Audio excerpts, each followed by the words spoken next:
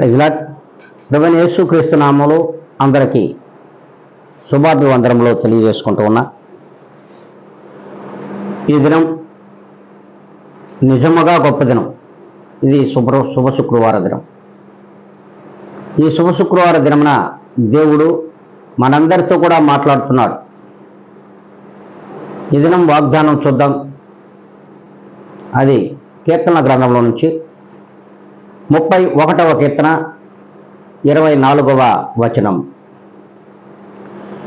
మీరందరూ మనస్సున ధైర్యము వహించి నిబ్బరముగా నుండి. దేవుని వాక్యము ఎప్పుడూ కూడా యథార్థముగా ఉంటుంది. అది నీతి కలిగిన వాక్యము, అది సత్యమైన వాక్యము,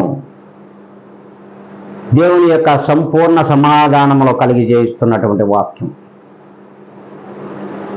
మరి ఈ దినమును ప్రభువుల వారు శుక్రవార దినమ మనందరితో కూడా ధైర్యము కలిగినటువంటి మాటలతో మనల్ని ముందుకు నడిపిస్తున్నాడు.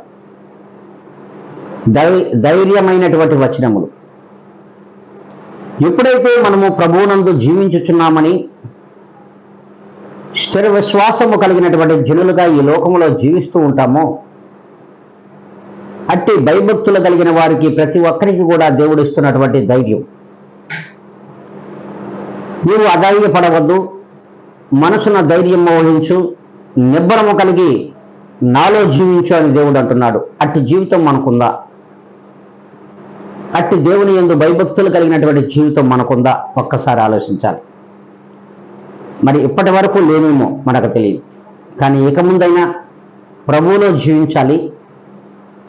అట్టి మనస్సున ధైర్యమును నింపుకొని నిబ్బరముగా ప్రభువులో ఉండాలి అనుకున్నట్లయితే అందరూ తలలు వంచండి, కళ్ళు మూసుకొని, అలాగే శిరస్సు వంచి ప్రార్థనలో ఏకీభవించాలని ప్రభువు నామములో తెలియజేసుకుంటూ ఉన్నా. పరిశుద్ధాత్మదేవుడా, పరిపూర్ణుడా, కృపా సత్య సంపూర్ణుడా నా తండ్రి, ఈ ఉదయకాల సమయంలో మీరు ఇచ్చిన ఈ గొప్ప వాగ్దానము చేత ఈ శుభ శుక్రవార దినమున అట్టి వాగ్దానమును మా అందరి జీవితంలో స్థిరపరచు, బలపరచు, భద్రపరుస్తూ నడిపించమని ప్రభువైన యేసు క్రీస్తు యొక్క గొప్ప ఘనమైన నామంలో నన్ను మిక్కిలిగా తగ్గించుకొని అడిగి వేడుకొని ప్రార్థిస్తున్నాను మా తండ్రి. ఆమేన్.